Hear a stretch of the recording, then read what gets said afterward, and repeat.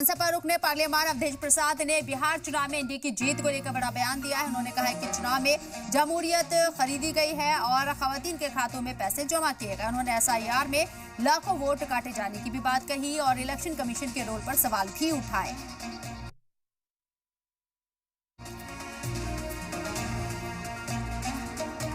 बिहार का चुनाव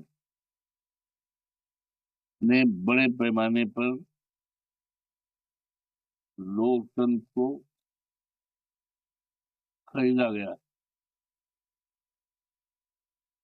चुनाव की घोषणा होती है और पूरे प्रदेश में आचार संहिता लागू होती है।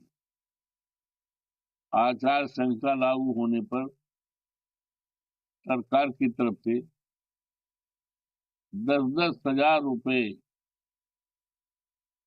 महिलाओं के अकाउंट में जाता है। ये लोकतंत्र के लिए और